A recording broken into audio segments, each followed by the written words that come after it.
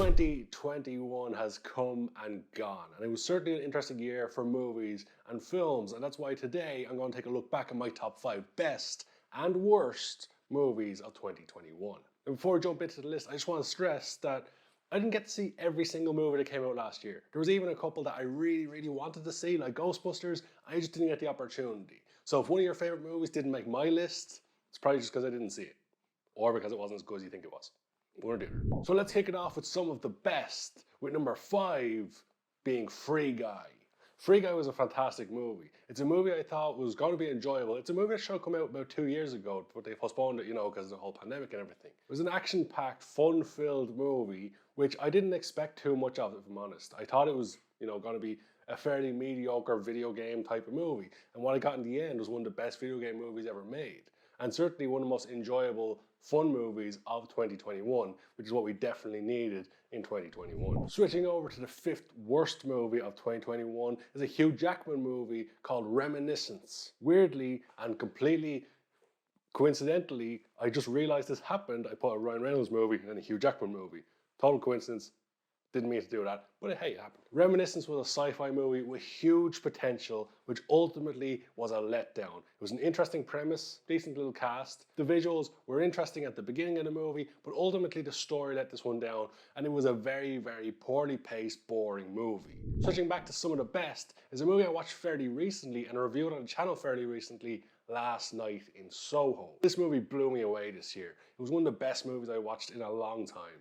Maybe it's because I'm an Edgar Wright fan. Maybe it's because I just like good movies. Who knows? But Last Night in Soho, for me, was one of the best and most enjoyable movies of 2021. And of course, if you want to see a more in-depth review of it, there's one up on the channel. In stark contrast to Last Night in Soho, the 4th worst movie of 2021 for me was The Tomorrow War from Amazon. Tomorrow War, right from the start, looked like it was going to be bad. Right from the trailer, it just looked terrible. Chris Pratt's in there, that gave me hope. But the movie, the whole premise was ridiculous, stupid, and redundant because they ultimately fucked themselves over with the storyline. A number of people in the comments of my review of the movie kept saying, this is different timelines, you don't know what you're talking about. However, I have to keep pointing out to those people that this is not different timelines because they clearly state in the movie there's 2 portals on the same timeline. Like 2 rafts on a river just 30 years apart. They're on the same timeline.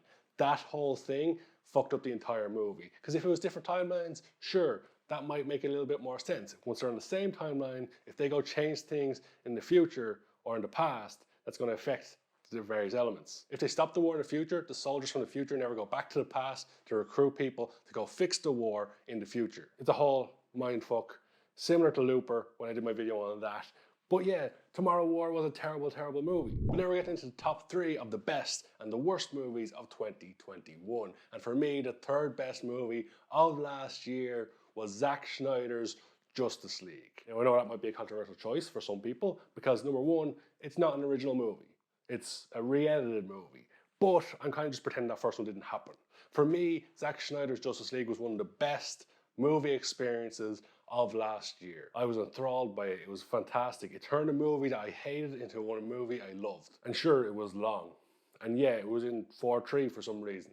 But for me, that was one of the most enjoyable movies of last year. Now, I could have filled up this list of best movies with superhero movies because there were some fantastic superhero movies last year. Spider-Man No Way Home has just recently come out. It didn't make the cut because I haven't seen it yet, but I've heard good things. Shang-Chi and the Legend of the Ten Rings was fantastic. The Suicide Squad, of course, needs an honorable mention, but I only wanted to feature one superhero movie this year, and for me, the best one was Zack Snyder's Justice League. Then, for me, the 3rd worst movie of 2021 came out in February 2021, and it even went on to win the Oscar for Best Film in 2021. That movie was Nomadland. Yeah, that came out in 2021. Seems like a long time ago. That movie is literally a shit in a bucket. That's what the woman does in the movie. For some reason, the story is a story to nothing. It's not even an interesting story. It's poorly paced, poorly told, takes a long time, and for some reason it won an Academy Award for Best Movie. I still don't get why. The movie was terrible. And now down to the final 2 for the best. Number 2, the 2nd best movie for me last year was Dune. Dune or June. One of them. A fantastic sci-fi movie which is only going to get better. Some amazing sound design, some spectacular visuals, a fantastic premise for the setup for a fantastic second movie, which I can't wait for already. Dune was definitely one of the best movies of 2021, and you'll never convince me otherwise. The second worst movie, in my opinion, is for some reason one that people are saying is great and is talk of being award winning.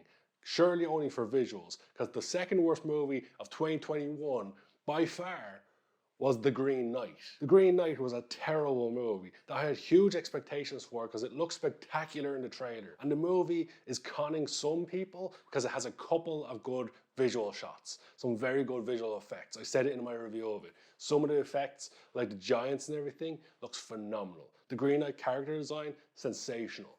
The story, a load of bollocks. One of the most incoherent, and I know that is slightly intentional, but one of the most incoherent stories I've ever seen. A nonsensical story because it's very, very stupid. And I know it's based on like a poem or something along that line, but overall, The Green Knight is one of the worst movies I've ever seen in my life. And I've seen some bad movies. Never mind 2021, it's one of the worst movies I've seen in my life. Why is it not number one? We're gonna find out. And the number one best movie for me last year, and a movie I really hope gets its due when the award season comes around, is Coda from Apple TV. Coda was a phenomenal movie. I was enthralled, I was blown away by just how good it was. This movie is everything that Sound of Metal was proposed to be, and I thought that movie was terrible as a movie standpoint. I get that people got stuff out of it, and I get that it was cool for deaf people to have representation in that movie, but overall the story was weak.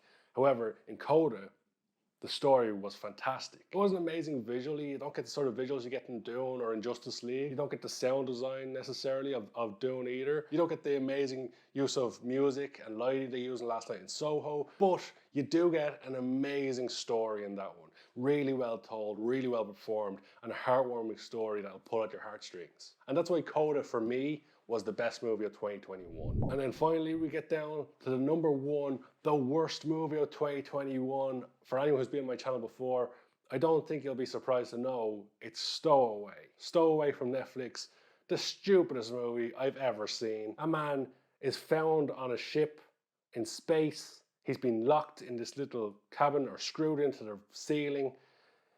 No one seemed to realize he was there when they were taking off or any other time.